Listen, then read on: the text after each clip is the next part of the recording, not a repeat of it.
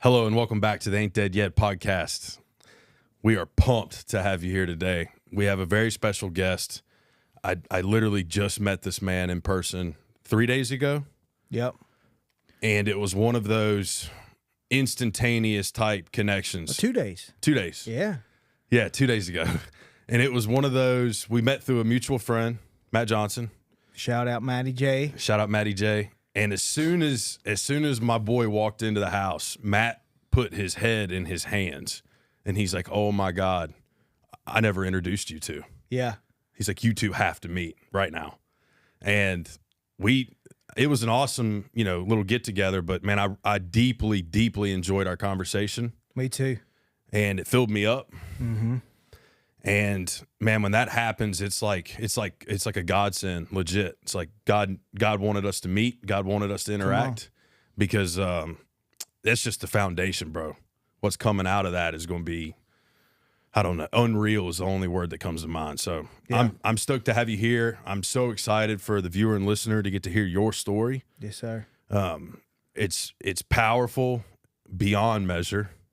Just like so many of us in recovery and these lives that we've more or less transformed and how we've gotten there. And I'm just grateful to have you here, man. So welcome to the Ain't Dead Yet podcast.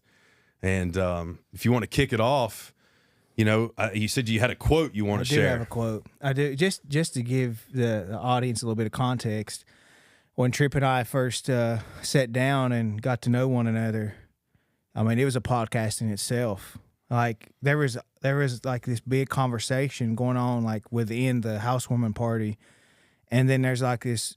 I feel like it was just a divine moment that we were having. Like we're talking about some really deep, meaningful stuff in the midst of all this commotion going on, and like whenever you connect with another person on that level off the rip, like there's something there that you got to tap into and pursue and seek. And so I'm really excited about our relationship growing, our brotherhood growing, and I'm excited to be on the podcast, brother. Absolutely, man. No, yes, sir. I'm pumped too. Yes, sir.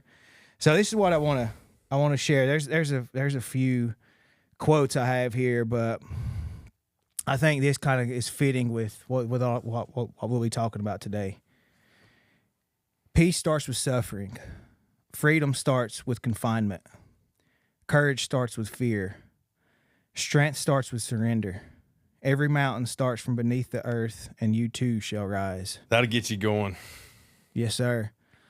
And it's like that, thinking about like my story, which we'll get into here in a few minutes, but just thinking about the suffering that I had to endure, the suffering that you had to endure to experience peace. The in and out of jail, where I done like over a year of jail time altogether. But I was in a prison in my own mind for years, man, and I was a prisoner to my addiction. I was a prisoner to the way that I was living life, and I wasn't even in a jail cell. Like, so for me to experience that freedom, I had to go through that confinement, and like that courage. Bro, and I was sitting in there, and I didn't know how I was going to, when I was in jail for the last time, and I didn't know how I was going to make it out, but I knew I was going to make it out. I'll be damned, like back against the wall. And that's like a lot of times anything that's any big change in my life is when God put me on my back, or I'll back myself into a corner and I didn't have nowhere else to go. Mm-hmm. And so like that's where courage started for me. My back being against the wall, God just allowed me to just go through it where I didn't have anywhere else to look but up. You know what I'm saying? And so like sitting in jail, man, and realizing that I'd been living a life consumed with fear for so long. And it's like, now it's time to step out on faith and to lead with courage. And so like that, at the end of that quote, it talks about you too shall rise. Like there ain't no circumstance, there ain't no situation, there ain't no adversity that can keep us down if we have that mentality, if we have that understanding, like, you're not being buried, you're being planted, right? Like this isn't, like everything's interconnected, man. I had to go through that suffering. I had to go through those hard times to be sitting here across from trip icing, to be in Austin, Texas, connecting with so many people, to be living a life full of gratitude, a life full of purpose, where I'm thankful every day, man. I have a healthy perspective on life. I had to go through the dirt to get there. You know what I'm saying? And so, like, anybody listening today, I just want you to remember that. No matter where you're at, no matter how bad it is right now, like, if you will enlist mentorship, if you will reach out for help, if you will just whatever, you got to have that. I will do anything to succeed. I will do anything to heal, and be open to that, and be a lifetime learner. Like, you're gonna come back. You'll come back from any situation. Yeah, man. I agree with literally everything you just said. I align with it completely. And we talked a little bit about this the other night too. Everything that happened had to happen. For me, that's my story. I had to hit all those bottoms and go to all those places and those depths and those dark areas in my life in order to rise. Mm-hmm. And what was interesting, not just about my story, your story, so many stories, and this ties into that rock bottom thing of it takes what it takes, right? And it's when you decide it's the bottom. Yeah. And only you can decide that. Nobody can put that on you. Nobody can create that for you. But that's between you, your higher power, right? I talk a lot, and I don't think I've shared this with you either. My higher power is God. I've shared that on the show multiple times. Me too. And I try to give all my glory and my story to him.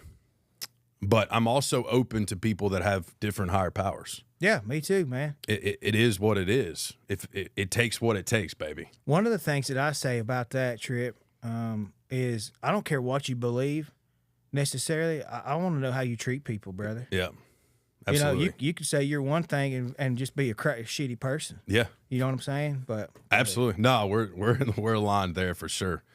So I think every time you speak, it almost stumbles me up because I get caught up in what you're saying because it is deep and it's so relatable, especially if you've been in those places. There's another quote that comes to mind when you shared your quote for me, and it's "No mud, no lotus." Come on. I got to read that book. Yeah. I got to read that book. Yeah. No mud, no lotus, baby. And it's like, that's life. And I've talked about this on here before. When you get to a place in life when you're going through a dark time or a struggle, and you can flip your mindset in those moments to, nah, there's something beautiful coming. Yeah. There's something beautiful coming. Give it to me. Come on. Give me the dirt right now. That's the season we're in. Yeah. Let me taste it a little bit. Yeah.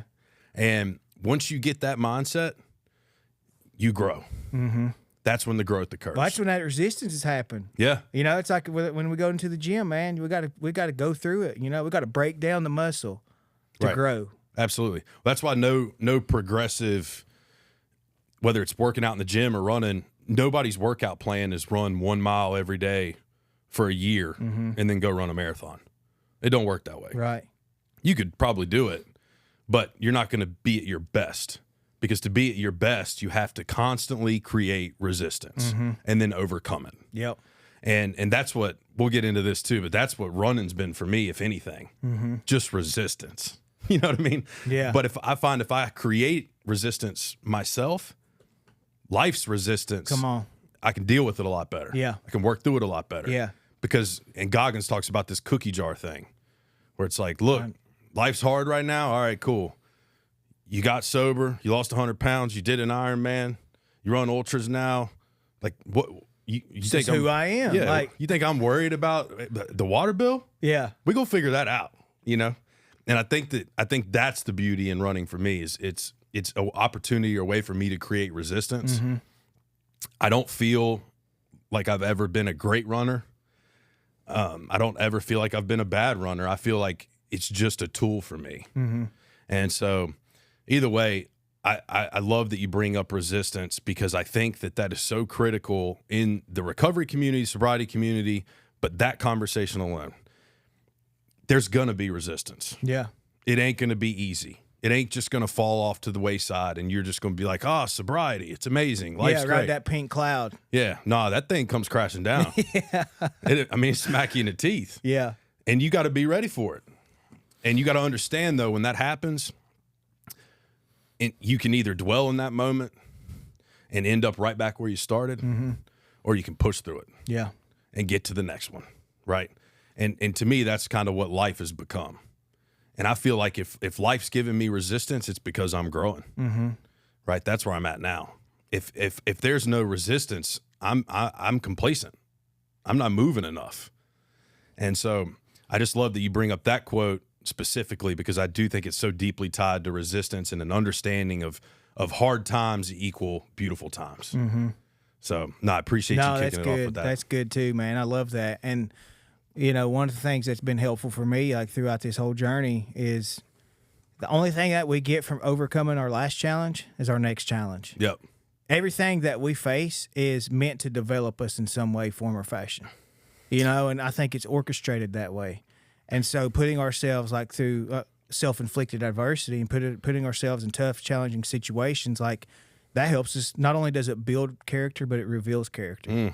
You know, and I think that's why, you know, like you said, that's why you do what you do with running. That's why I do what I do with the things, you know, that I sign up for. So, yeah, and you're so right. The other piece that's closely tied to that for me is running removes my ego, and I'm the best man I can be when I'm not leading with my ego. Absolutely. And so you find out, like you said, who you are in those moments. You find out if you're a loving individual, you're a caring individual, you're treating the people around you correctly. This conversation came up, I believe, at the housewarming party, but it was how different people react under extreme stress. Yeah. And some people are like, "Thank you so much, man. I love you, man. I'm so glad you're here." And then others are more abrasive. But that's the beauty in it for me, is finding out who you are in those moments, and then you know what you need to work on. Yeah. Right? Because if you don't ever get into that moment, you don't know where you're falling short. And unfortunately, you usually find out once God removes your ego. Yeah. Because he'll do it too. Absolutely. You know, and it's not nice when that happens. It ain't the same. It ain't the same. Because you can turn it back on if you need it, right? But when God takes it, it's usually a little bit longer of a trial period. You feel me? So it's like that. Those that humble themselves will be exalted. Yes. Those that exalt themselves will be humbled. Absolutely. You better be keeping your side of the street clean, man, and checking that ego. So absolutely. No, I love it, man. What a way to kick off the show. So just so we can get into the story, man. Just for the audience, can you give us a little bit of backstory, childhood, where you're from, that sort of thing? Yeah. Man, we can go deep here. So I'm from Cherokee, North Carolina. Enrolled with the Eastern Band of Cherokee Indians. I'm a proud citizen of the Eastern Band of Cherokee Indians, and I'm grew up on the reservation. Small community, about 10,000 people on the res, on the Koala boundary, it's called. So we have like 7 different communities that make up the Koala boundary. And early on, man, now that I'm kind of working through a lot of my story and a lot of my trauma and stuff, not having an identity as a Cherokee man and not being connected to my culture, I think really played a huge role into me going down that wrong path. Not knowing who I was as a Cherokee person, not knowing any of my language, the songs, our dances, things like that. How to make crafts, how to make different things, like just being connected to the land. That was something that just wasn't big in my house. And so I went to a white school, predominantly white. There's about 20% Native American at the school. But going to this white school, I was constantly like in this struggle trying to fit in because I wasn't white enough. But then growing up on the boundary, on the res, I was, going to this white school, so I didn't fit in with all the people I was growing up with on the res. And so I was like constantly in this battle of like, who am I? And trying to fit in and trying to find my way.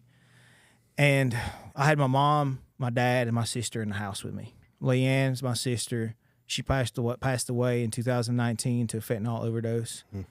My mom and dad is Ruth and Kallup. And like, to know me, like, I feel like we have to know, to really know ourselves, we have to know like the traumas and the dysfunction and all the things that our parents went through. No doubt. Because I mean, that's where we learn. No doubt. That's where we learn how to cope. That's where we learn how, you know, different, just different qualities, character qualities and everything. But both of my grandparents on my mom's side were murdered. My dad grew up dirt poor. My grandma and my grandpa, my grandma on my dad's side, she died while my dad was young. So I didn't know any of my grandparents. Never met any of them. My mom bounced around children's homes. Eventually settled with my nanny and papa who raised her. Amazing people. Rest their souls. They're gone now. But you know, like, understanding, like, my mom and dad had a lot of trauma. They'd seen a lot. They'd been through a lot. My dad was a hardworking man. Like, he earned his money. He always, like, proud of earning his money by the sweat of his brow. Just a phenomenal carpenter. Hustler. Dad was a hustler, man. And I know that's where I got that mentality. And I used it, like, now I'm using it for good. Now I got the entrepreneurial spirit. Right. Back in the day, I was not using it for good. But my dad was a general. He was a contractor. He wasn't a general contractor, but he built just condos, hotels, like, all over the place. There's hardly anywhere you can go in my community. Like, there's a hotel or a house my dad built. The house I'm living in now, my dad, he built that house and left it to me.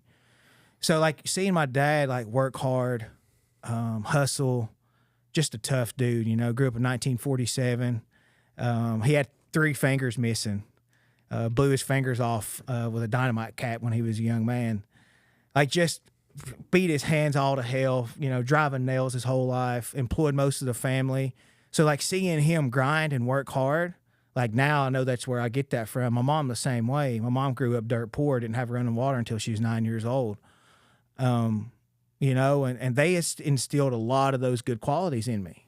But they also transmitted a lot of trauma to me too, you know what I'm saying? And emotional intelligence just was not something that, you know, the old timers knew anything about, you know, or knew how to communicate.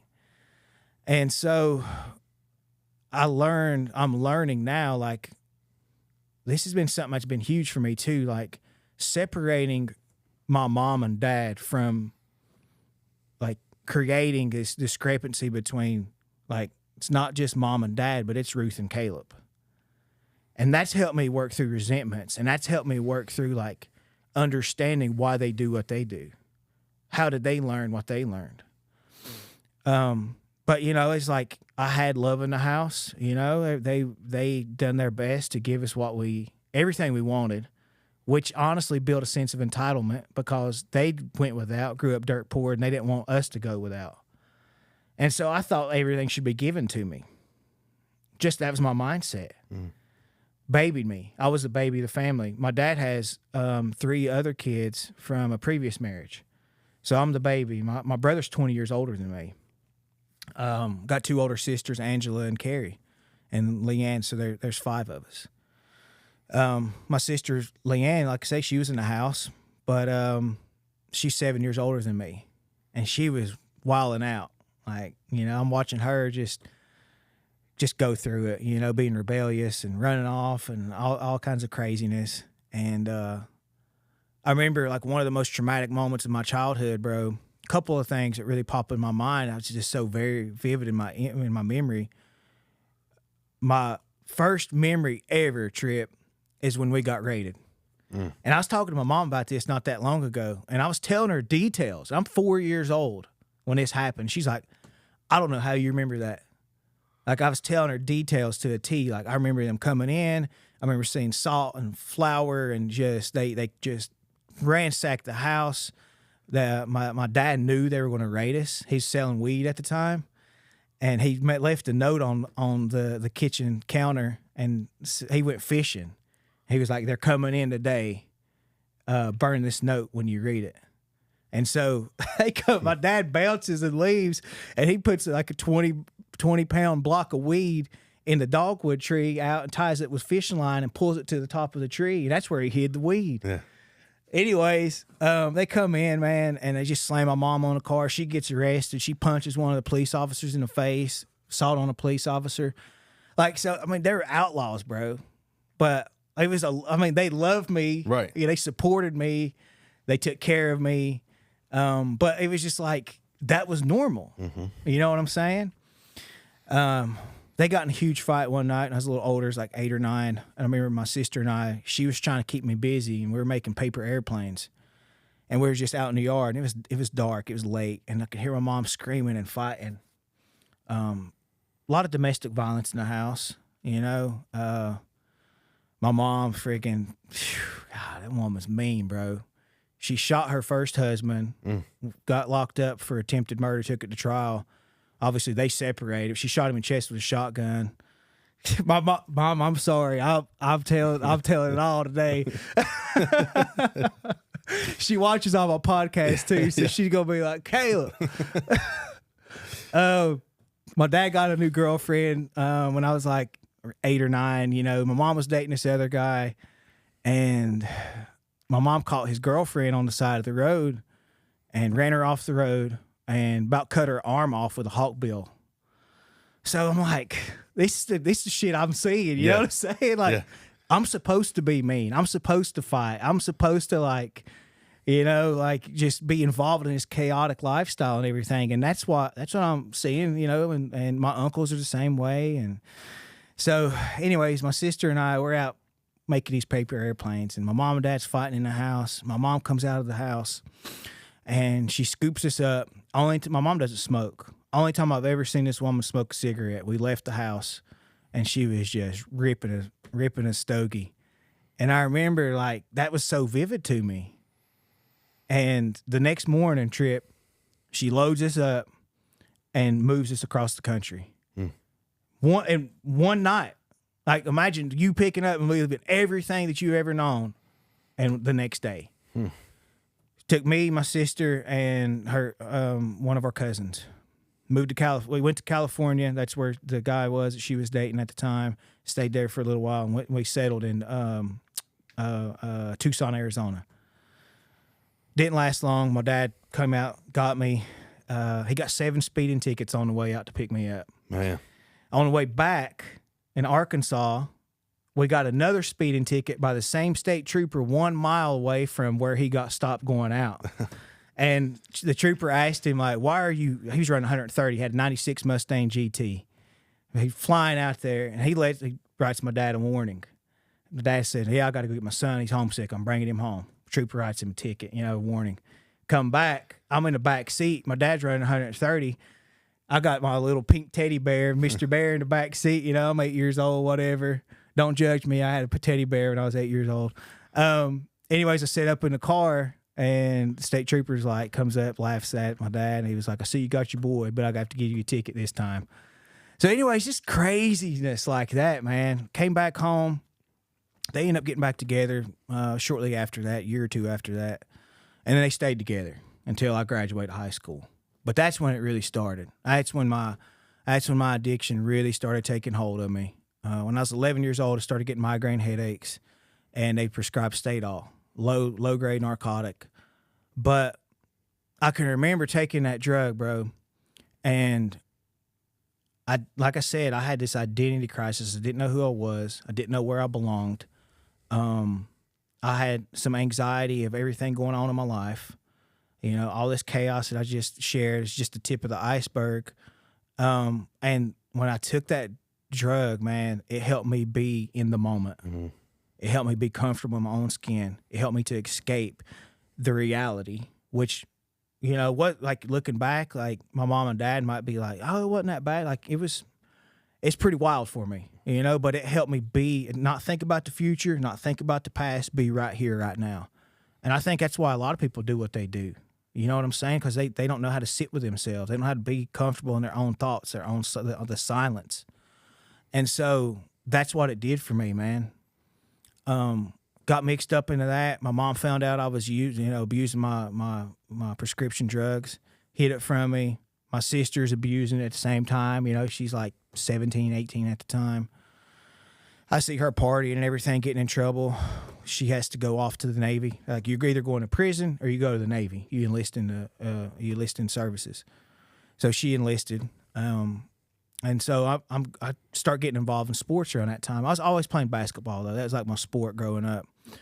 Get involved in cross country. First year I ever run, sucked at it, bro. It was second worst on the team. We had a really good team. And I wanted to quit the entire year. And I think that's like the first time I was really bad at something, but my mom wouldn't let me quit. She's like, you got to keep showing up. You're not quitting. Came back the second year, 8th grade year, won a conference championship, runner of the year. So I was like, all right, there's something to this. I'm pretty good at this. But I had to go through it for a minute first before I get there. Then I started playing football, stopped running cross country, play basketball, and run track. And when I'm 16 years old, I'm like still searching, getting mixed up in the party scene a little bit more. We're on the way to a football game, and a buddy of mine pulls out a bag of meth.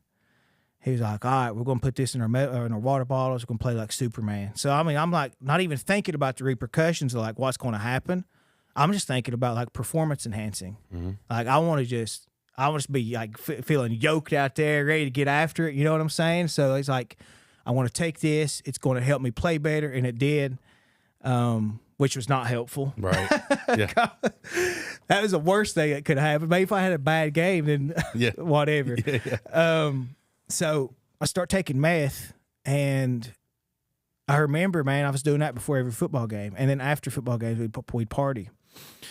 First time I ever took the SAT, I'd been up all night.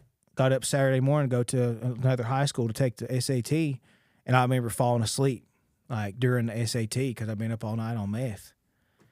And that's when, like now looking back, like that's when things really started getting destructive, and I started losing my way. I got kicked off the basketball team, started just flunking in school, wouldn't show up, partying, kicked off the basketball team and the track team my senior year. And I had some scholarship offers to play football, D2, and to run track. And so they took those off the table. Again, the only thing I was finding my identity in, being an athlete, was taken from me. So I'm lost again. And now I'm like struggling with this, and I'm like, I don't know who I am, like without sports. Barely graduate high school, get out, and I'm in a relationship, and I have my first son. And we split up just because I was partying, and she's a preacher's daughter. She was a little wild, but wasn't too wild. But we split up. She wasn't want to put up with my BS. We went our separate ways. I had my second son, Kallup, the third, almost a year to the day apart. My two boys, they're about to be 18 and 19 here in less than 2 weeks. And man, it was just getting to the point to where I wouldn't show up for them. I couldn't, man. I was in this, starting to like really enter this prison in my mind into my addiction and everything. And it's starting to destroy the relationships, starting to destroy like relationships with my family, my friends, my future and all those things. And so I was an absent father, man, from very early on. Like I wasn't in Hayden's life, my oldest son, never been in his life. This is like, I haven't heard from him. I hadn't got to speak to him, hug him or anything in almost 4 years. And, it's something I'm really struggling with now, it's like I'm still having to pay for. So I'm going down this path, man. And I get into my whole family was carpenters. So I wanted to go the opposite direction. I wanted to do something other than carpentry. So I bought me a concrete pump, started doing concrete work. Had that business. Recession hits. I'm partying. I'm pulling up on jobs snorting cocaine and partying. Recession hits. Start losing business. The bank repos my pump. And here I am again, like, in debt up to my eyeballs. I can't hold down a job. I'm unemployable because I got this addiction thing going on. Just bouncing around from woman to woman. I mean, I'm just a dog, bro. Not treating people the way that they deserve to be treated. Faith, God was never in the equation. And so I'm like really starting to go down deep into this addiction, man, and this destruction. So I'm like, all right, I want to sign up for basic law enforcement training. So I go start doing BLET. The only intention I had with that trip was to be a dirty cop. But God rolled that. He figured that out like for me, you know, before I even got down on that path. So 2.5 months into BLET, I flunk out. Like I'm partying all night, snorting cocaine, and then getting up and going to BLET. Crazy, bro. And so then I go back after, you know, because you can come back and try to take the test again, go through the class or whatever. First day I get there, I show up. The instructor calls me to the office. No lie, bro. Dead ass serious right now. Calls me into his office. He was like, "You cannot be here." I'm like, "What are you talking about?" He's like, "You're under investigation for trafficking cocaine." Like one of the cops from Cherokee told him, like, we're following him. We know he's slinging coke right now. So they kicked me. Like, do not come back. Like, don't be back on these premises. So I'm like, all right, what am I going to do now? All right, I think I'll start doing MMA. So, start going to a local gym, doing MMA. That lasts for probably 6-9 months, something like that. Had 3 fights. Third fight, get my arm broke. Try to block a high kick. Dude snaps my arm. And it's on my birthday, June 28th. And they give me a couple of scripts of Percocet. Off to the races, bro. Yeah. Exactly what I didn't need. And never step foot back into a gym. And it was then, man, that things really took a turn, because now I've got my own supply, you know. Now I'm getting mixed in with all the pill heads and everything, and I'm starting to sell a little bit more, sling some more pills. And so that's like, all right, this is what I want to do. I'm just going to be a drug dealer. Like, dad sold drugs. I can do it. You know what I'm saying? Like, and I can't blame my dad, but it's just like, that's on me. I'm a grown man. Like, I'm making my choices now. But I'm like, but also dad was building multi-million-dollar homes, employing 30 people, like had a business. He had this little thing on the side where he's hustling just to provide extra for us.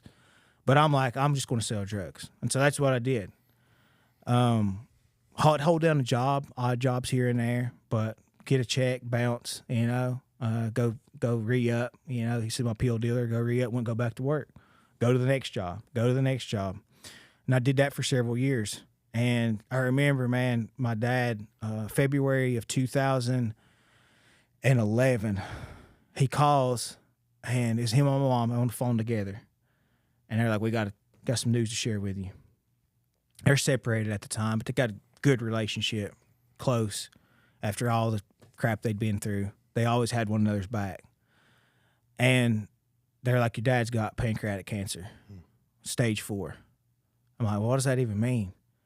And they're like, well, no, they're going to work with him, give him some chemo, and see how long they can prolong it and prolong his life. And they gave him 6 months to live. I'm like, damn. And I had no idea how to handle adversity, how to handle challenges and setback and heartbreak. Only way that I knew was snorting pills, doing more drugs, right? And so when I get that news, I remember I was snorting pills at the time, Roxy 30s, and the girl that I was with, and I told her to pick up some syringes because it just wasn't doing it for me anymore. It wasn't helping me numb the pain. It wasn't helping me to escape from the destruction of my own life. It wasn't helping me to be able to look in the mirror and be able to stand looking at myself. I needed something stronger. I needed, something harder. And I remember her coming home, bringing those syringes, and she actually wasn't there the first time I ever loaded one of those rigs with a pill. But I remember sitting in the bathroom, and I laid a towel down because my son was staying with me at the time, Kallup. He was 5 years old. I lay a towel down at the bottom of the bathroom door, and I felt like it's just, God has tried to grab a hold of me and get my attention so many times, and I've just ignored those signs. And I remember sitting there though, and I lay that towel down, and my son starts knocking on the door, and I'm just sitting there, sitting on the toilet looking at this loaded syringe. And I'm like, man, I can't believe I'm here. This is the thing that I said I was never going to do. And like we negotiate with ourselves, right? Like with our addiction, like as long as I'm doing X, Y, and Z, then I've got it under control. And I remember always saying, like, as long as I don't shoot up, then I'm okay. But yet here I am at this crossroads moment, and my son's knocking on the door saying, Dad, are you okay? Dad, what are you doing? He said, Dad, what are you doing? And I was like, I'll be out in a minute. And I was like, screw it. You know, I'm already this far. Ain't no going back. So shot up for the first time. And that euphoria, the escape, just the high that it gave me was intoxicating. You know, so many levels, man. And it just helped me to be okay with everything that I had with my life at the moment, you know? And so it was off to the races after that. You know, I'm like shooting up all the time. I still got the scars on my arm here. And that went on, man, for several years, you know, and my dad's getting, you know, he's getting chemo treatments and he's getting pain medication, and he would give me some because I would come to him and make him feel guilty a lot of times because I was sick. So I felt like he was like, I moved into the house with him. I was staying right below him in a trailer. When he got sick, I moved into the house with him. So a lot of times he would give me pills because I was nagging him. I was sick, withdrawing, puking, just shitting. Like, I mean, you know, it's like the flu times 1,000. Mm. That chemical dependency, man, it just really gets a hold of you. And so I would, not only would I ask him for pills, but I would steal his pain medication. I'd wait until he would be in the bathroom puking from the chemo, and I'd be upstairs, and I'd come down the steps when I'd hear him go into the bathroom, and here I am, bro, and it's so freaking embarrassing to even think about, like, this is how sick I was, but I'm like army crawling across his bedroom floor, and I'm getting into his safe because I figured out the combination, or I'd be getting into his pillowcase where he hid the pills. And I'd take some pills, you know, go upstairs, shoot up, and just, you know, keep doing this cycle, man. And, you know, he found out I was writing checks and getting money out of his bank account. And I remember him calling me downstairs, and I started packing my bags because I was upstairs and I heard the call come in. He's like, no, I've not been taking any cash out. I'm like, man, I got bank. That's the bank, you know. They're telling him what's up. And I started packing my bag because I thought he was going to kick me out. And he probably should have. He had every right to, you know, show me some tough love, get me out, sign me in, like something. But he just always was like, always believed in me so much, man, and just trying to love me through it. And I guess he almost loved me to death. You know what I'm saying? Yeah. Like, enabling. Mm-hmm. Hard. My mom, too. My mom was an enabler. My mom's still an enabler in a lot of ways. But, you know, I just don't think they knew how to navigate all that. You know, they'd never seen anything different.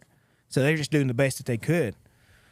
So it eventually gets to the point where mom has to move my dad out of the house and move him back in with her and her husband at the time. And I remember going to the woods this day. It was right at the end of my dad's life. And I was going to dig ginseng, and that's how I was hustling some money to go get my pills and support my habit. And my mom calls me, and she's like, get to the hospital now. I'm like, man, it's it. This is it. So I remember running out of the woods, running out of the mountains, and get up to the hospital, and he's in his hospice room. And at this point in time, my sister and I were so just, man, we were so broken and couldn't be trusted because of that. Mm-hmm. That the nurses had to keep an eye on us. We couldn't be alone with him because we'd be trying to steal his pain medication. It's still crazy, man, to even think about it. It got to that point. I couldn't be trusted with my own dad, bro. That's crazy. But that's what it does to you. You know what I'm saying? It turns into a freaking monster, bro. Yep. And I remember sitting there that night, and my dad he was too weak to talk. You know, he's probably about $180 when he's healthy, you know, strong, just that old man strength, sinew, you know what I'm saying? Been driving nails his entire life, swinging a hammer, but watching him wither away, bro.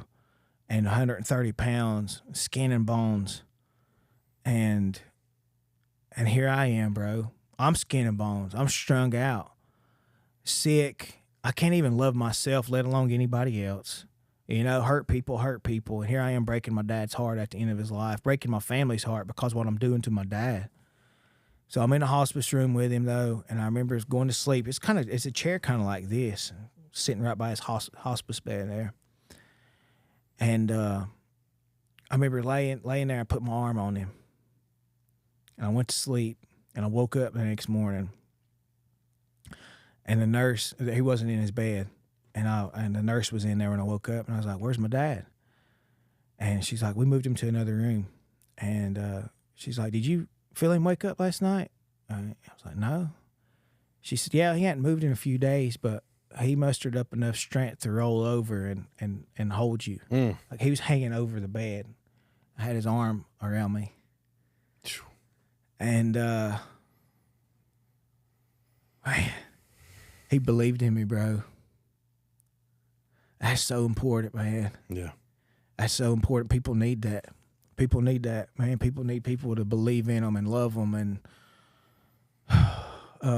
he told my mom, he was like, "Don't you give up on him because he's going to come out of it. And he's going to do something incredible." And they were going to sell his house. And he was like, "Hang on to that. You watch what I'm telling you. He's going to come out of it." This is years, bro. This is 4 years before I ever seen anything different, before I even started understanding my potential or started healing, man. This was years that man believed in me, and it was like God speaking through him. But right before he passed away, man, he called me into his bedroom, his hospice room. He could barely speak, man, just broken sentences. And he's like, "You're going to come out of this one day." He said, "I'm not worried about you. You're going to come out of this." And he's like, "You're going to do some great things, son, for our family, for our community, and for this world." And I had sweat beads dripping down my face, bro. I was so sick. I was hurting so bad, withdrawing. And I'm thinking to myself, I'm a piece of shit. I'm nothing but a junkie. And I don't even deserve the air that I'm breathing right now. And that's how I seen myself, man. But my dad's telling me exactly what I'm living now, speaking that prophetic word over me. And a couple of days later, man, I'm in the bathroom connected to that hospice room, and his heart rate monitor is beeping, and it flatlines, bro. And I got a needle in my arm, doing the same thing that I was doing when my son was knocking on the door, when God was calling me. Mm-hmm. My dad leaves this earth, and I pull that syringe out of my arm, stick it in my pocket, wipe the blood off, go over to my dad's hospice bed there and give him a kiss on the forehead. And I was so sick that all I could think about was who's going to get this necklace. And my Aunt Blanche, his sister, took it off and put it on her neck. One of my cousins passed away a couple years ago. And my dad passed. It was September 14th, 2014.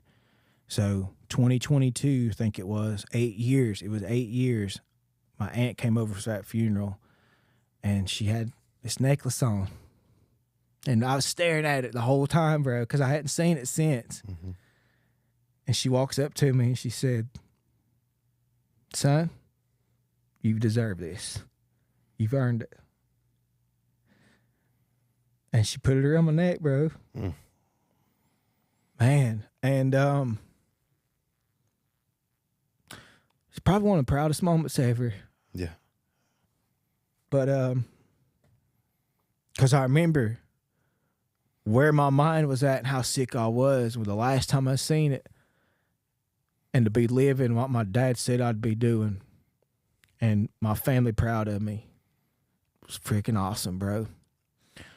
And Unfortunately, when he passed away, that wasn't the bottom. I had to go deeper, man. I left the hospice room and called my dope dealer and went right back to it. And for the next 3 years, Trip, I was trying to kill myself with overdose, man. In 2016, I took a syringe, just loaded it with a bunch of heroin and meth, and I shot up, hoping to kill myself. God had other plans, and spared my life, and EMT worker showed up and worked on me, man, continuously for a long time. I had the girl I was with and a guy I grew up with were trying to keep me breathing until the EMTs got there. And so she got there, and they gave me multiple Narcans and called the ER doctor, and the ER doctor's like, if you have Narcan, you keep working on it, you keep fighting. She had one more. She gave me that last Narcan, and I came back. And I was unresponsive, didn't have a pulse, and wasn't breathing for over 2 minutes. And my eyelids were turning blue, my ears were blue, my lips were blue. And this is God, bro. But I didn't know it in that moment, but that woman was going to become my mother-in-law. It's my wife's mom, man. First time I picked up my wife going on a date, I told her that story of that overdose, and she started crying, and she said, you know who saved your life? That was me. And what are the chances of that? It ain't about chance. You know? You know what I mean? It ain't even about chance. That's what I'm saying, man. And so, I mean, after that overdose, man, I remember running everybody off, get the hell out of my house. I was in immediate withdrawal, pissed. Back to it again. A few months later, I'm on the run. I got multiple warrants in different counties, high-speed chases, getting out like foot races with state troopers and police, and got away. So I'm like, they're coming to my mom's. They're going to my sisters. They're going to my aunts every day, bro. Like, I was constantly, like, running, literally. And I always said, like, I was good at running even then because cops couldn't get me, bro. I was a gingerbread man. You know what I'm saying? So they finally hemmed me up, though. A girl set me up, and she passed away from overdose, the girl that set me up recently, or a few years ago. But I hugged her neck, and I'm like, I'm so glad that you did that. It helped save my life. But they hemmed me up. They set my bond at $180,000 in March of 2017. And God put me on my back. God put me on my back. That was the moment. So I got into jail, and it took some time, right, for me to start surrendering, for me to start dying to myself. And a few weeks into that jail stay, for the first time in my life, I'm broken, and I'm open for something different. And I'm open to learning something new. And I remember writing out a prayer. I was journaling. I still got the paper at home, man. And I think it was April 16th, 2017. And this prayer, I'm crying out to God. I'm like, if you're real, show me that my dad's still with me somehow. And a pastor, Pastor Terry Taylor, good man, good God-fearing man. He came in that day, and here I am asking for God a sign, show me that my dad's still with me. And this man, Pastor Terry, comes walking in like a minute or two after I write this prayer out. And it's like a striking resemblance of my dad. Like same shoes, same pants, same flannel shirt, mustache trimmed the same way. His watch is on the inside of his wrist like my dad. Same eye color, about the same age. Just his mannerisms, the way he spoke, the way he just interacted with me. Wrecked me, bro. Wrecked me. I was crying. The guys I was doing time with were crying because they seen the immediate change and the emotions that it was causing the rise in me, like and like just this spiritual experience, man. Like that Paul-like conversion, get knocked off my ass.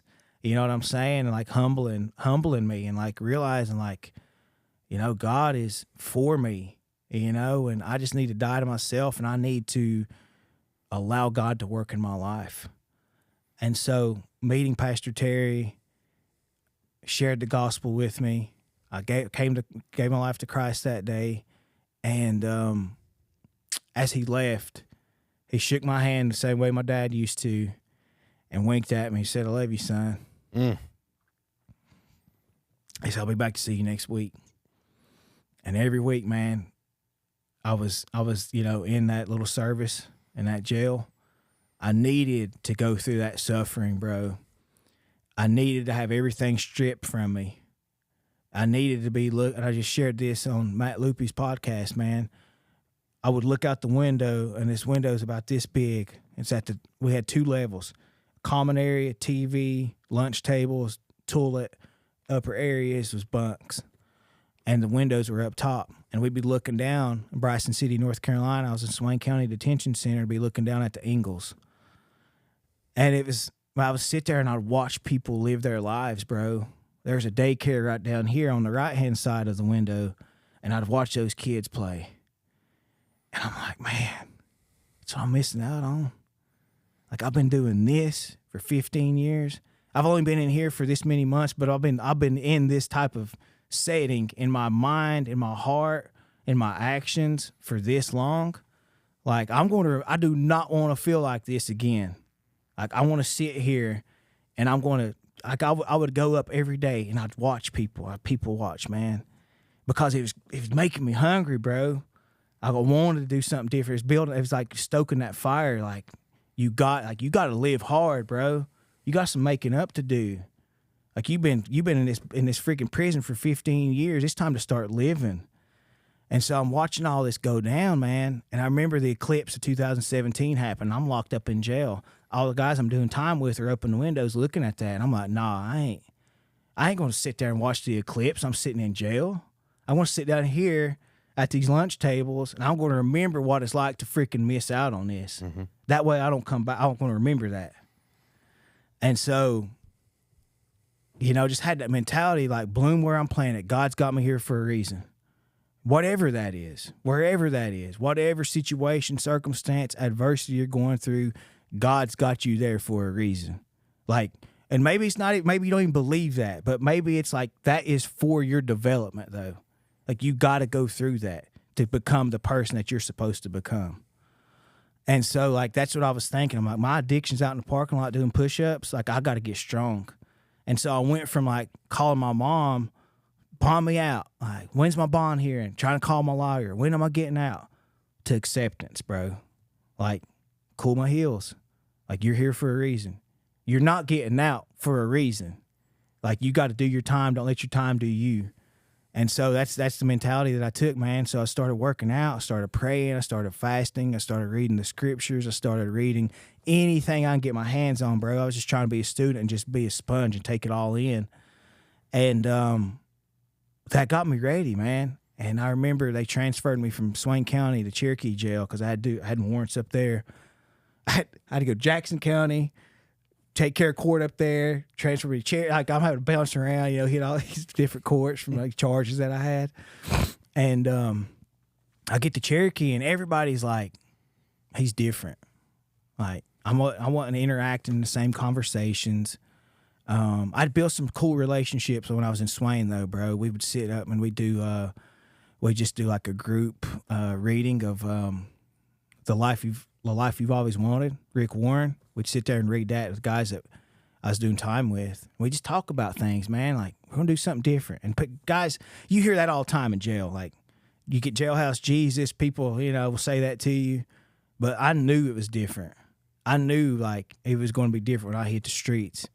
And so I get to Cherokee, though, and everybody's wondering, like, he's different, something about him. Because, they're cutting up, talking BS, and I'm, like, just sitting there journaling, reading. Got to go up front to see the therapist. Like, I'm working on myself, you know what I'm saying? Like, I knew what I'd been missing out on. I knew what God was doing in my heart and in my life, and I knew that I wanted to start walking in my purpose and using everything that I'd been through to help other people. And so I just had a different mentality, man. I have freaking blinders on. And I remember walking across, he's getting his med call one night, and there was a sheet of paper, and it's like this recovery rally in Cherokee. And I'm like, I want to go to that. I want to speak at it. And all the guys I was doing time with, man, you ain't going to go to that. Like, you'll be back in here in 2 weeks like the rest of us. I'm like, bet. Watch. And I remember getting out of jail, man. I think it was around August 24th, 2017. Got out of jail. Don't tell this story a lot, but I got married the day I got out of jail to a girl I was pen paling with. I'm not scared of commitment, bro. I'll go all in. Yeah. I was doing it for the right reason. It was not smart, but I was like, I want to live my life differently. Like, I want to get married, settle down. I'm not, going to be hoeing around, doing what I was doing. And so, literally, day I get out of jail, go get marriage certificate. She's a stylist. She cuts my hair. We go to the freaking courthouse, get that certificate, go to the church, get married. It lasts 2 months. But during that time, man, I seen David Goggins. It's 2017, and he's just talking about like transforming your life and doing hard things, and like seeing what he had done, and like just learning how to face adversity, learn how to show up, learn how to commit to a process, appreciate delayed gratification, all the things that I'd not been doing for so long. And I'm like, that's what I need. So I signed up for Ironman 70.3. Bought me a bike, didn't do any running, didn't do any swimming, show up to that race. So green, but wet behind the ears, didn't have a freaking clue, bro. And I was telling you, like the other night, I was the first wave in the water. 1,800 people, all of them passed me. I was the last guy to get out of the water. Humbling experience. But I finished that race, man, and I was like, I learned so much about myself throughout that process. And I'm like, I want to continue doing this type of stuff. This feeds my soul, man. It teaches me all those things I just mentioned, the discipline, just commitment, man. And so while I was locked up, there was a newspaper article come across the table, and my tribe does a thing called Remember the Removal Bike Ride, and it retraces the Trail of Tears from Cherokee, North Carolina, or New Echota, Georgia, to Tahlequah, Oklahoma. And they do it every year to honor our ancestors and to just raise awareness of what we went through as a people. And I remember seeing this article, and I'm like, man, I want to do that when I get out. And so I'll go to sign up for it after I got out. I spoke at that recovery rally too. After all them guys was like, nah, you ain't going to go. I spoke at that recovery rally. So here I am, man. I'm just showing up. I'm just showing up. Mm-hmm. That's what it's about. Just show up. Put yourself out there. You know what I'm saying? Like, don't be scared to take chances. And that's like, hell, I've been living a life of mediocrity and living in this freaking, being a slave to this addiction that I want to just take chances, bro, and try to live a life that I could be proud of, man. And so I signed up for this bike ride. Long story short, they tell me I couldn't do it. Got a felony drug conviction on my record. I go to my council members. It's on live TV. Council members, vice chief. And I'm like standing up in front of a podium talking, public speaking, and I'm like pleading my case. They're like, no, like we didn't make the rule. Cherokee Nation in Oklahoma, they made the rule, so we can't change it. And I remember saying it like in the moment. I didn't have any idea I was even going to say it when I approached the podium. But I was like, if y'all ain't going to let me ride the bike, I'll run to Oklahoma. And I'm like, when I said it, at first I was like, oh, shit. Yeah. And then I look around the room and I see people like rolling their eyes and scoffing. Mm-hmm. I'm like, all right. Bet. All right, that's what I needed. You know what I'm saying? Yep. That's what I needed. And so that was God's redirection. Like when one door closes, like you got to find a way. Up, around, through, whatever it is. If you want to get to what you want to get to, you got to find a way. And so I was like, I want to run it. And so this is November 2017. I started training. Had just got into running because of the Ironman. And May 14th, 2018, a lot of those same council members showed up for my send-off party. And I hit the road. Had some news coverage around Asheville, Chattanooga, Knoxville. Started running towards Oklahoma on the bend route, the Trail of Tears. And, man, I just learned so much through that journey, made so many connections, the people I'm connected to today. One of the churches that hosted us once I got to Oklahoma, they're actually coming out next week to build a deck on our men's recovery home. Paying for it, coming out, build it, but it was through, just saying yes. It was through, believing in yourself, putting yourself out there, showing up, doing the work. And, so that's kind of how I got into the whole running space, But I've been talking for yeah. No, it's been epic. I think that, when someone gets to ripping like that, you just got to go. And I think because for me try to stop or chop up any of that story would be doing you a disservice, man. Thank you. I appreciate you letting me share, bro. Yeah, for sure, bro. No, I loved it. And I'm sure the audience is like, holy shit. Because it's a lot. You know what I mean? It's a lot. When I think about your journey, though, what keeps coming to mind for me is similar to my story in a lot of ways, is the persistence in addiction, right? And then persistence in recovery. Mm-hmm. And that's a gift. That's great, bro. That's a gift. Yeah.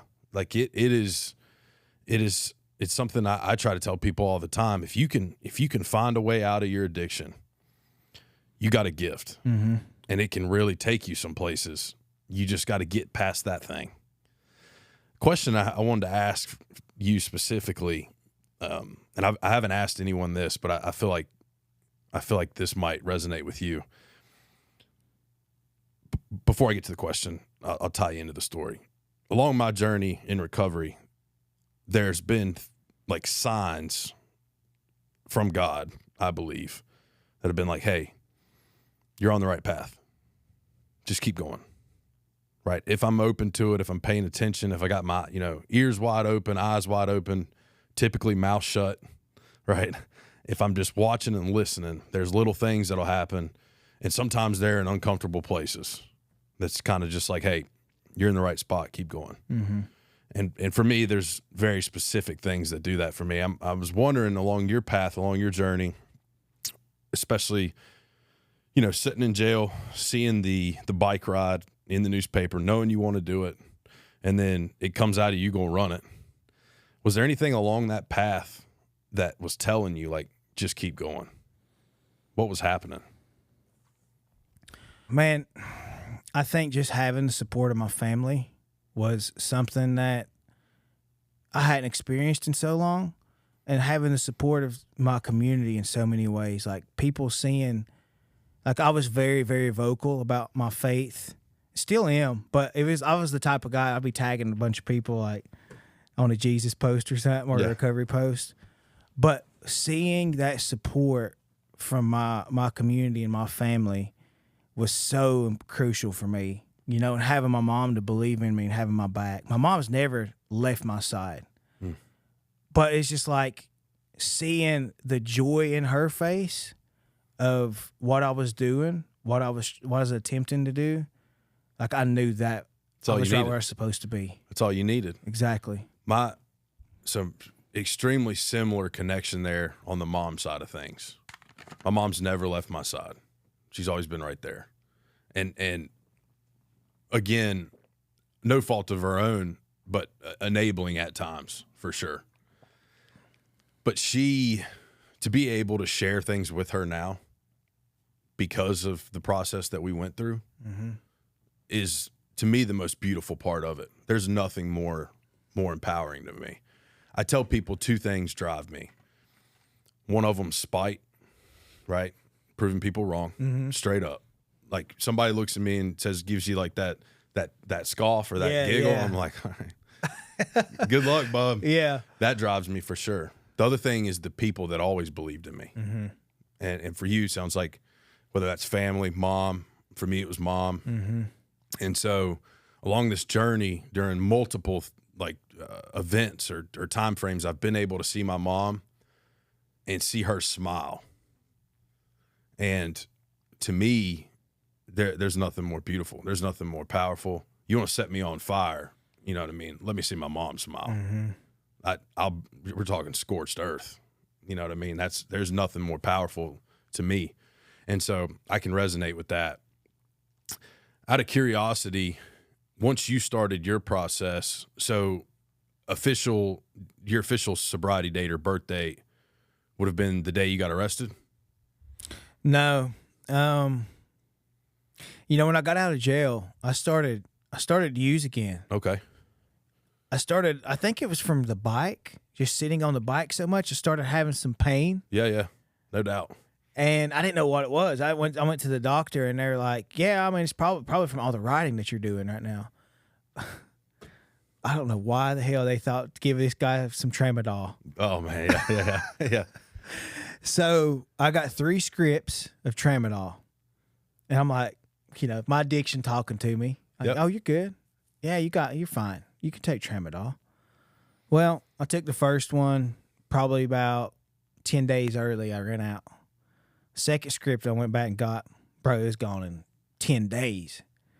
Third script, bro, I was eating them like friggin' candy, like M&Ms. And I remember my mom calling me. And so the woman that I was with at the time, she had got a script of Vicodin for getting her wisdom teeth removed. I stole them from her. I'm like, hey, bro, here I am. Yep. I'm coming back. Yep. My mom called me, and she's so scared. So scared. She said, Kallup, do you not remember what God just brought you out of? And I was like, yeah, I know, Mom, I know. She's like, son, please don't start doing this again. And just seeing that fear in her eyes, bro, and me having the ability to not be deep in it in that moment and having that wisdom to be like, okay, like you just remember what you were talking about, like I was talking about a minute ago, like sitting in that jail cell. I'm like, nah. And I laid it down. I didn't go back again. So I don't even know when that was. Yeah. I always say like my recovery started right when I gave my life to Christ. So Yeah. April 2017. Yeah, and I love that. I love that because I think that for me in my story, my recovery, I was fortunate, I guess blessed is a better word, that my recovery from drugs and alcohol started when I surrendered. Mm-hmm. Right. And fortunately for me, I just never went back. My whole thing was like, I'll die of anything, but it won't be drugs, alcohol, or suicide. Mm-hmm. Whatever else it is what it is, but it ain't gonna be them three things. And I remember, but I like that you said that because people need to hear that.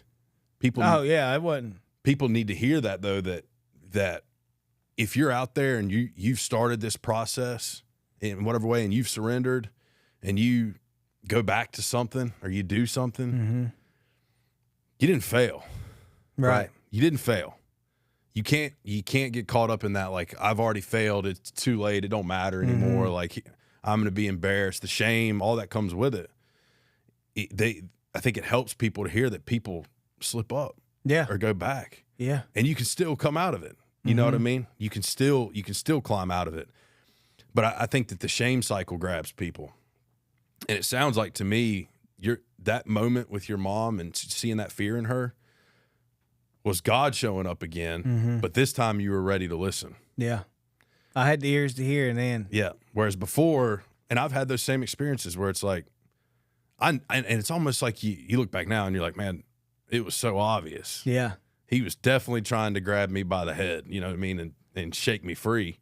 But I wasn't down to listen. No. I wasn't there yet. So, but I love that you shared that. So you do the run, do the Trail of Tears to honor everything you're about, right? Yeah, it was very dynamic Right. motivations that I had. There's a lot of things happening there. There's a lot of whys of what I was doing.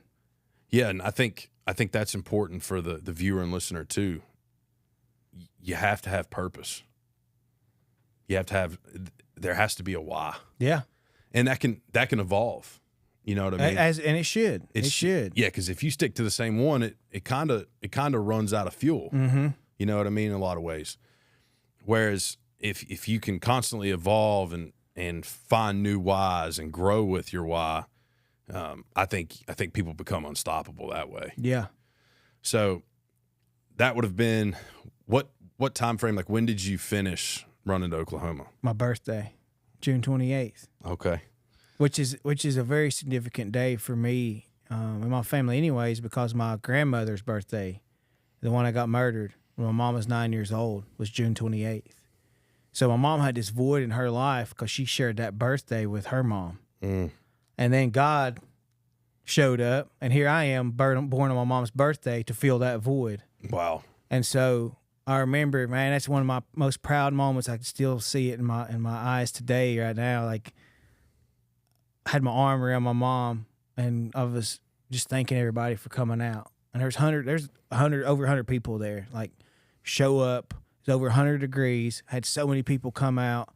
I got a documentary about it. It's gonna be coming out. Like, we doing different screenings all over the country here soon. I'm gonna be sharing one in Austin. So I gotta check that. Yeah, out. like, I mean, got to have the listeners come out too. Yeah. It's gonna be open. Like, it could be a private screening, but it documents kind of that journey, and like having my mom there with me, and she's looking at me, and she's so proud. Beaming. She's so proud. Yeah.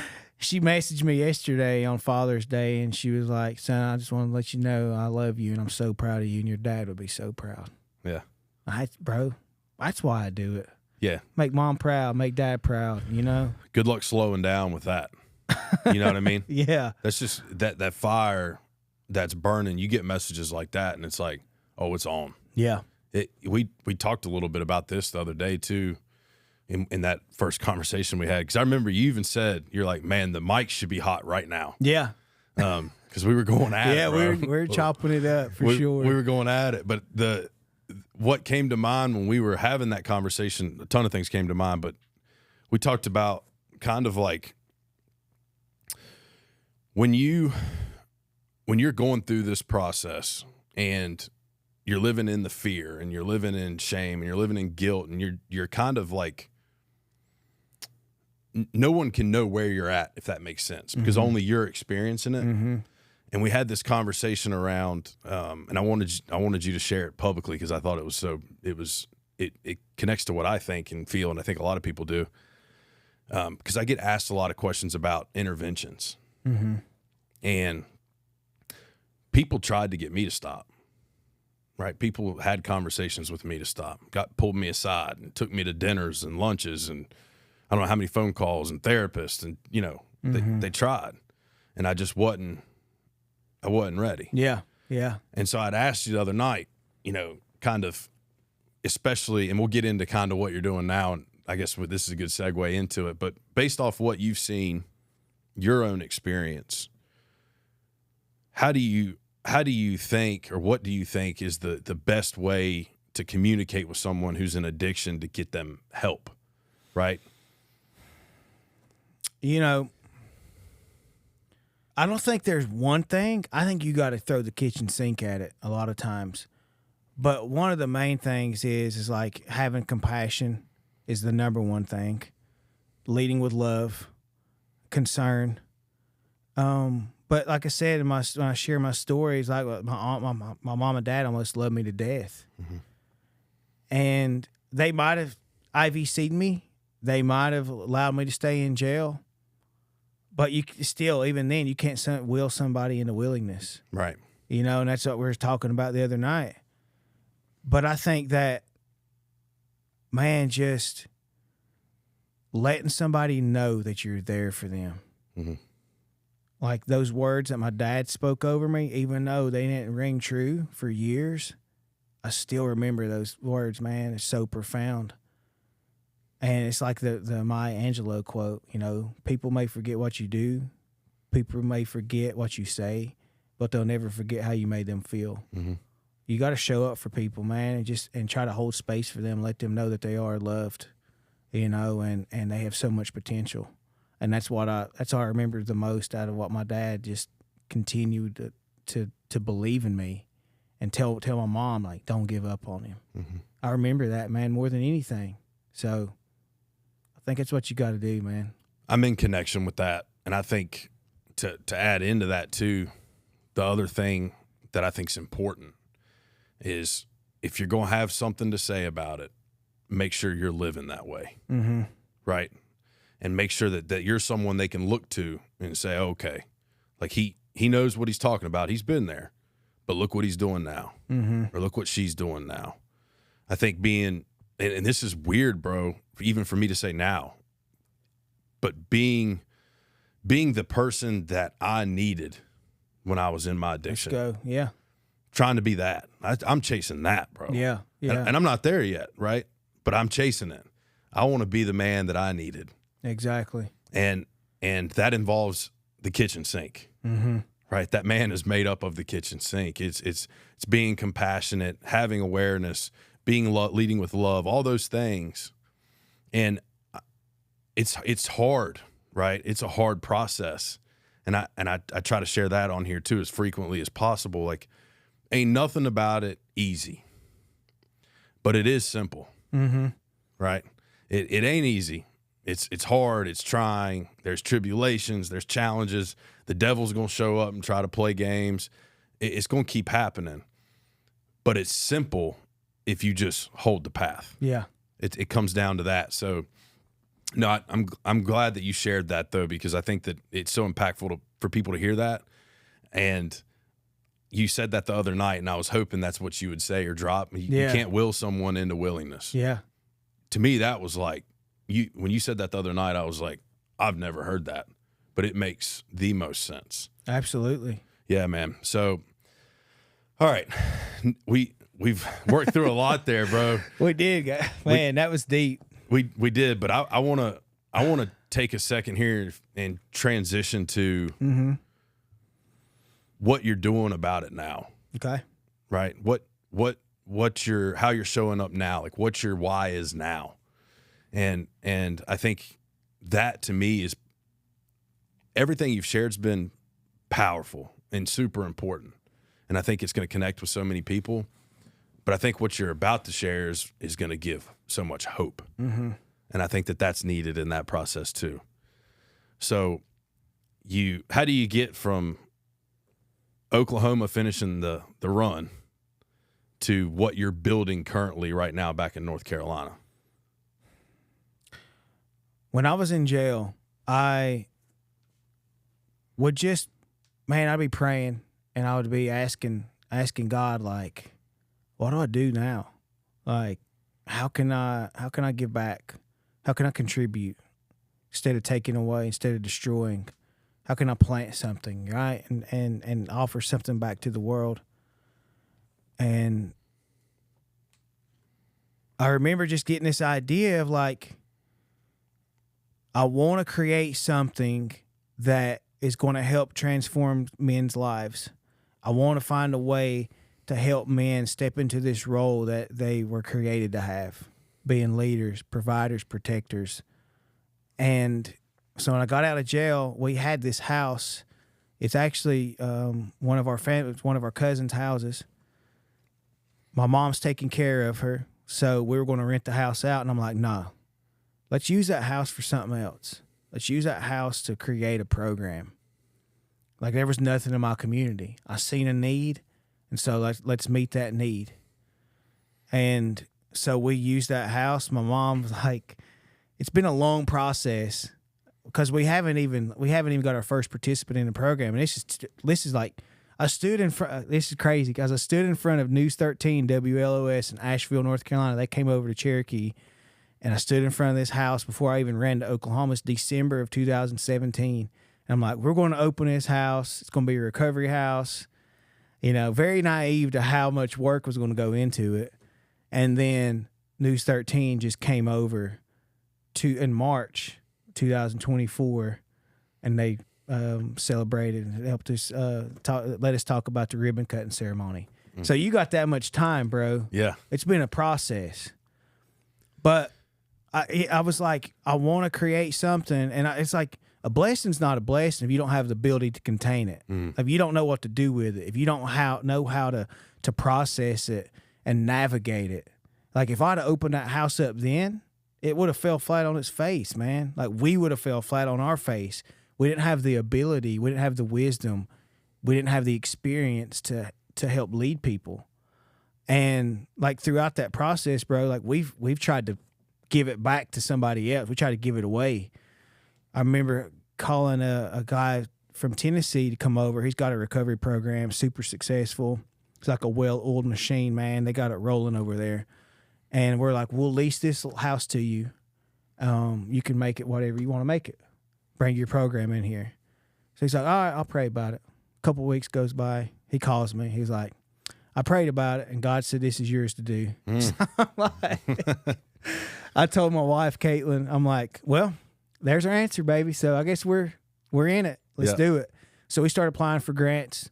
We did the remodeling. My brother, who actually, like, our relationship's always been strained, because he's so much older than me. First of all, we've never been real close, but then he lived above me, and he just seen me going through it.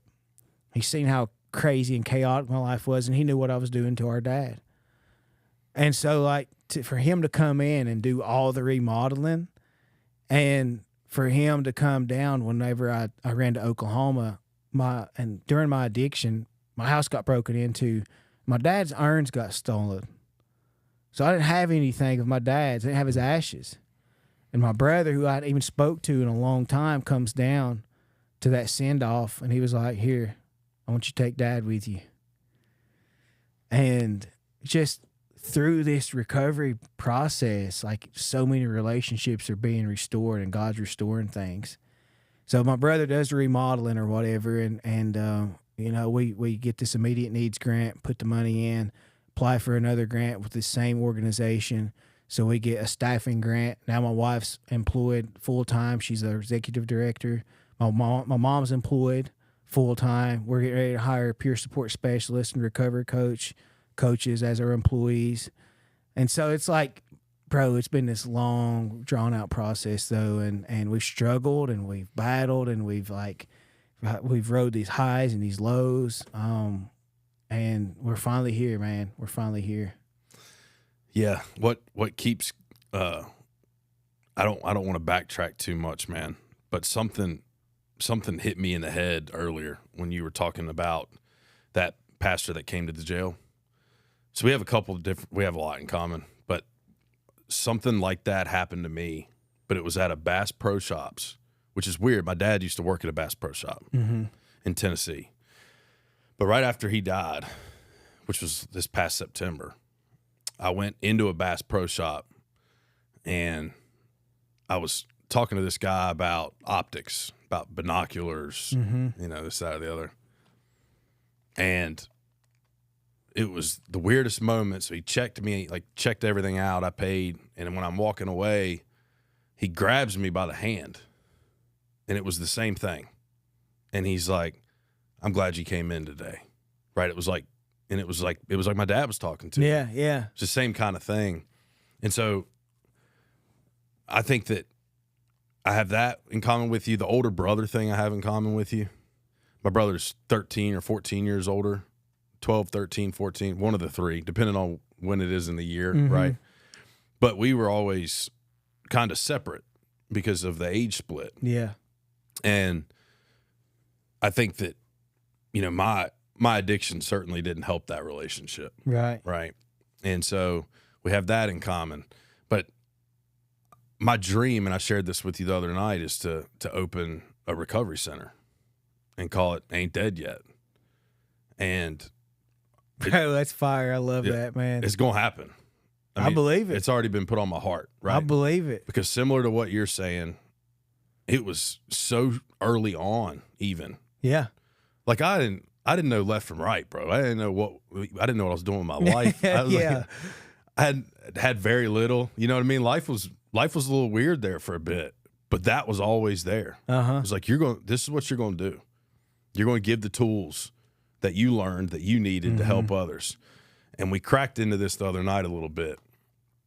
And that's what I thought was so beautiful. Something that you said was you wanted to take everything that helped you. Yeah. Everything that you found that helped you, that impacted you and got you like where you're at in this process, and you want to provide that. And that's in direct alignment with how I feel about it. And I think the beauty in that is for recovery, just like addiction, it's not one size fits all. Right.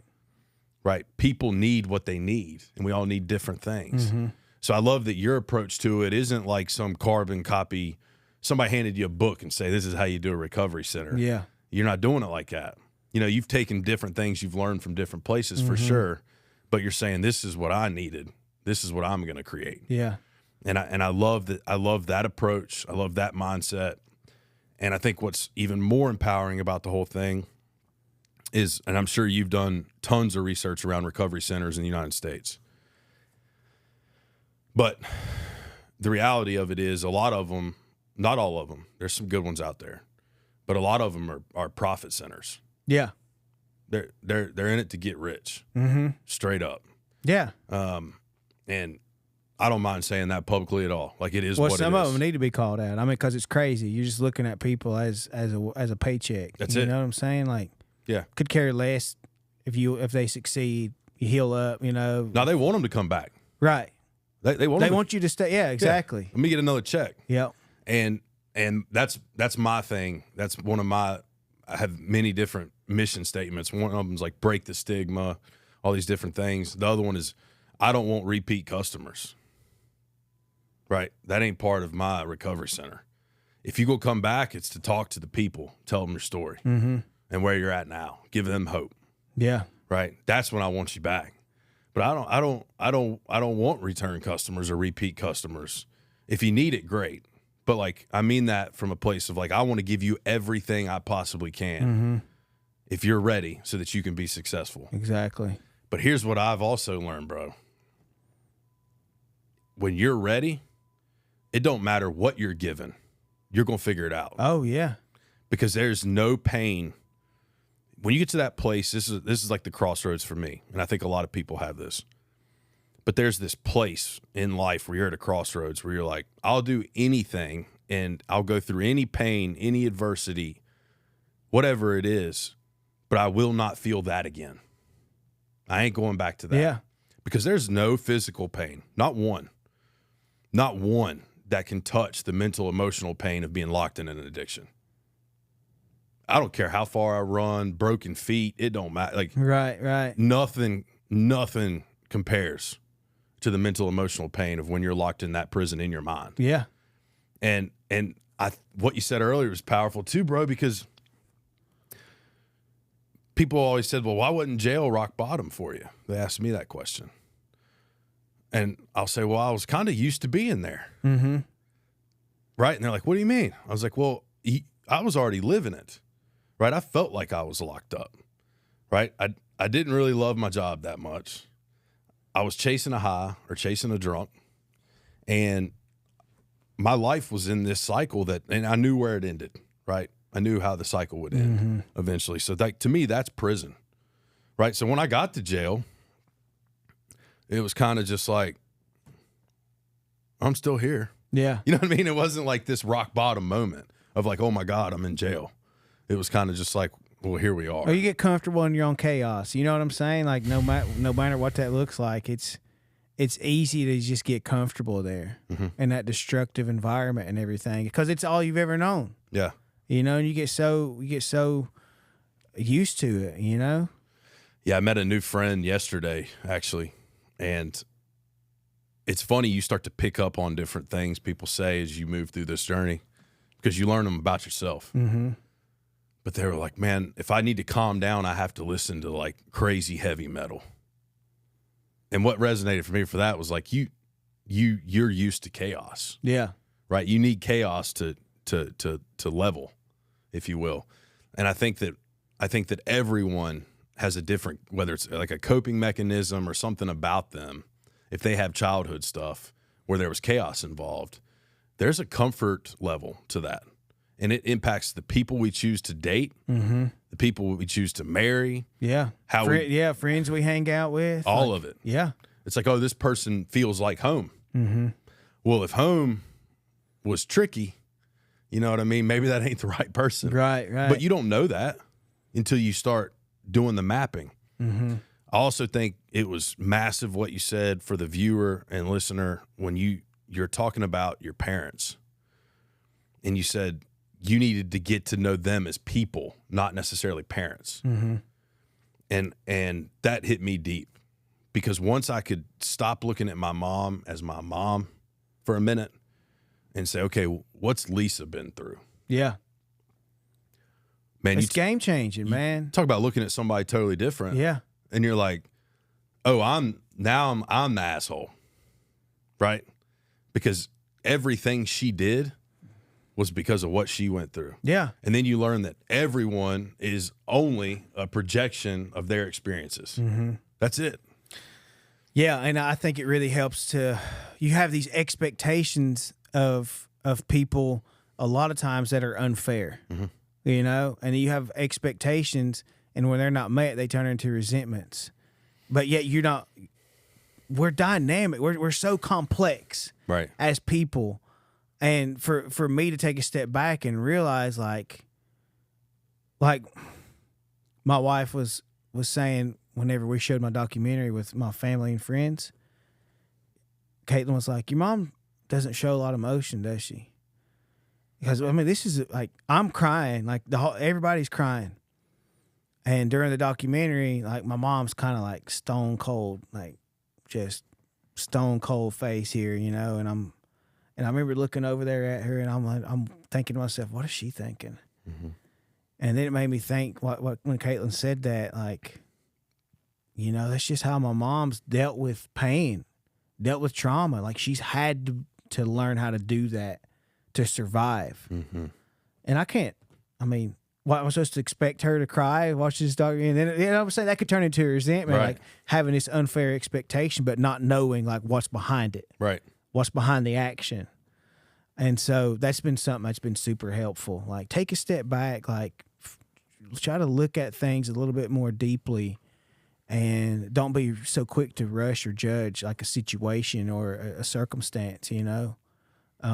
But yeah, it's really helped me to let go of a lot and heal a lot in those relationships. What do you think, like I'm talking about relationships, what do you think, or how do you find success in connecting with the right people now? Like how does that happen? You know what I mean? It's something I've struggled with at times. How do I find success? In meeting the right community and people, mm-hmm. right? Because the reason I ask that question is I feel like there's two worlds sometimes. And it's honestly, when the ego's involved, there's the world I want to live in. Mm-hmm. And then when there's no ego, it's this world I need to live in. And when I'm in the world that I need to live in, that's when I build community, right? That's when I meet you. That's when it's usually though when I say yes to something and I don't exactly like I work myself up in my head and don't want to do it. Yeah, yeah. That those things happen. Where if I would have done what I wanted, I would have never met you. Right. I wanted to stay inside and not be social and not be around a lot of people. And so what do you find helps you meet the right people? Man, it's like one of those things you're talking about a few minutes ago where you're like, you know, God will just show up and like just let us know we're on the right path. But I think having an understanding of like, I really want to surround myself with people who are emotionally aware and intelligent. Like, it don't bring a lot of negativity. That's just the word. I mean, that's right. We're going to have some, right? But like, don't bring a whole lot of negativity or live in a life of like purpose. And that you see that in how they show up for work, how they show up in conversations. Like that's something that's really important to me too. I think too, just like the mentors I've surrounded myself with have led me, that like it's just naturally organically led me to these other relationships. So like, I mean, you know, you hear it all the time, like show me your friends and I'll show you your future, right? The 5 people you spend the most time with, you know, that's going to make the most impact on your life. And so being very selective, and one of the things like is setting boundaries with people, you know, and sometimes it's family that you got to set boundaries with. But yeah, man, those are some things that I try to really keep in mind when it comes to relationships.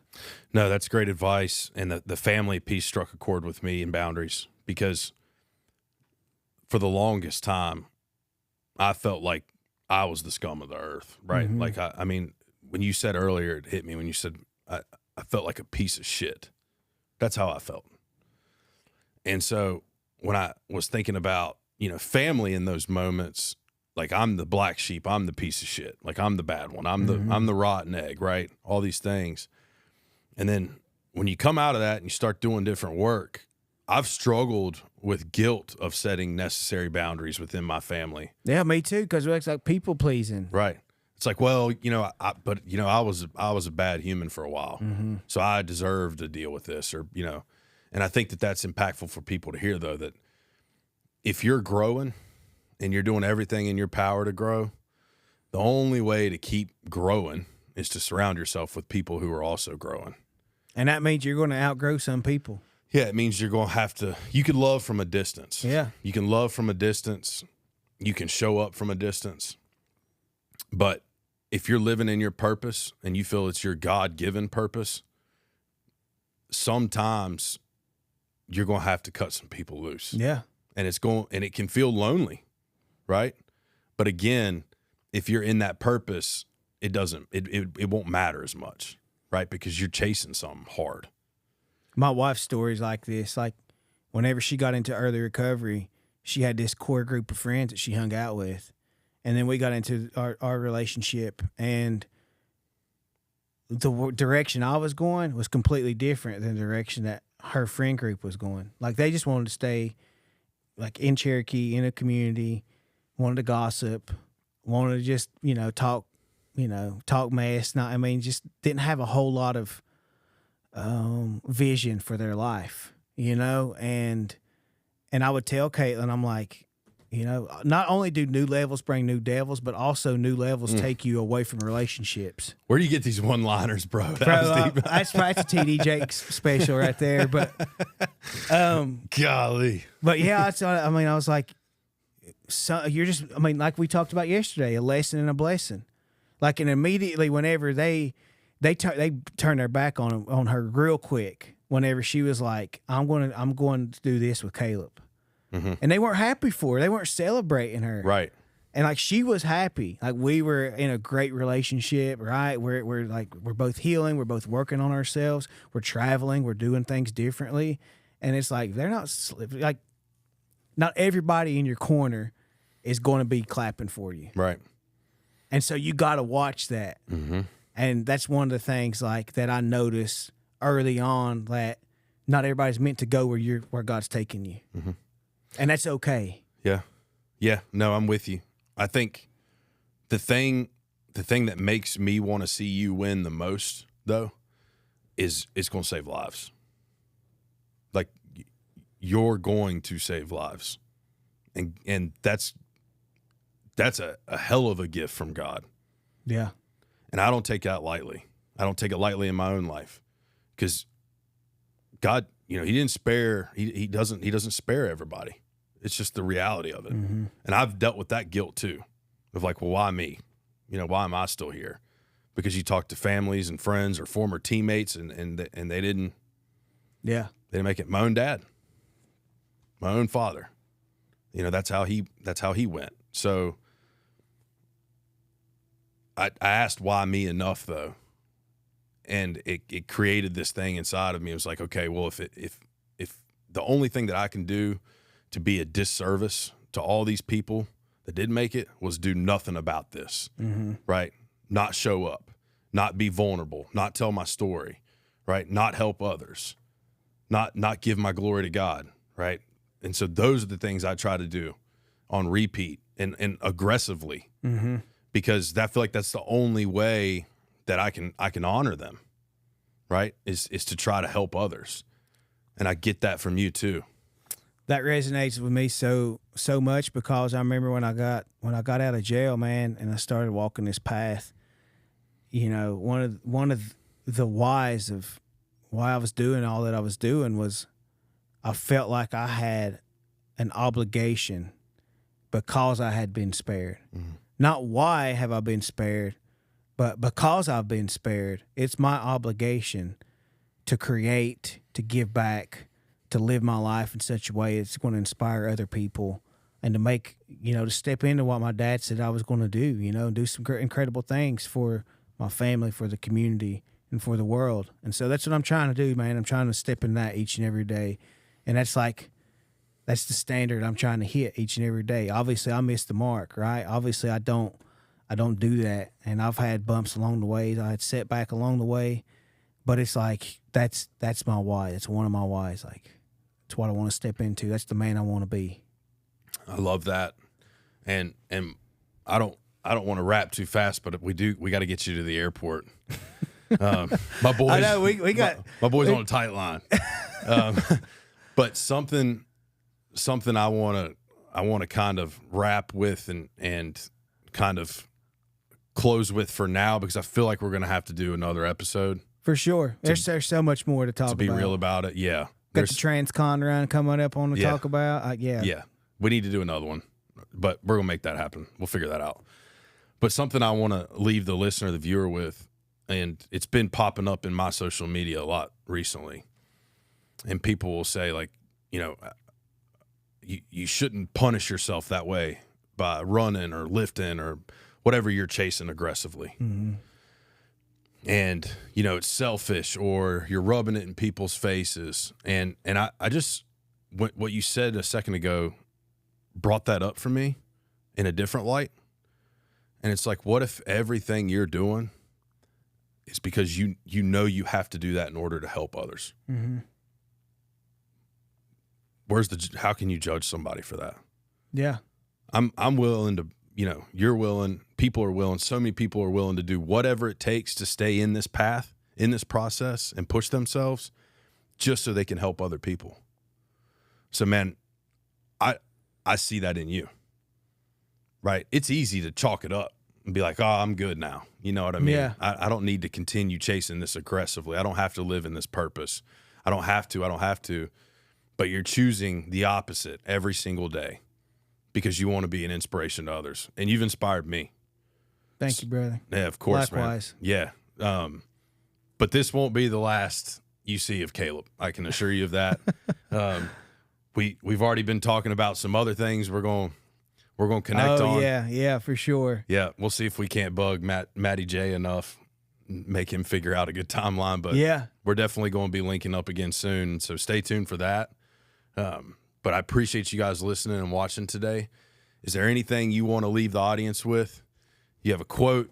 Do you have something that... You know, you're going to find out real quick, Trip. I come with the quotes, brother. I love it. I had a feeling. Well, first, I want to close with, like, give us a follow. Our nonprofit organization, it's reshoperecovery.com, and I'm sure you'll link it in the show notes and everything. Yep. I've got a transcontinental run. I'm going to be training for it here soon. I'm going to do that March 2025. So we'll be raising money for the nonprofit organization. We also have a QR code if you want to donate to the organization. Again, we specialize in helping men struggling with mental health issues and substance use disorder.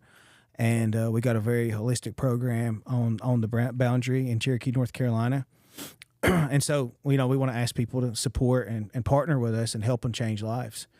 And then I'll close out with a quote, though. Okay. My wife would be pissed if I didn't plug the nonprofit. Yeah, 100%. No, and we'll make sure we get that tagged into the show notes. Yeah. Okay. So hopefully this is for somebody out there. The most beautiful people we have known are those who've known defeat, known suffering, known struggle, known loss, and they have found their way out of the depths. These people have an appreciation, a sensitivity, and an understanding of life that fills them with compassion, gentleness, and a deep loving concern. Beautiful people do not just happen. And that, ladies and gentlemen, is how we're going to wrap today's episode of the Ain't Dead Yet podcast. Thanks for listening.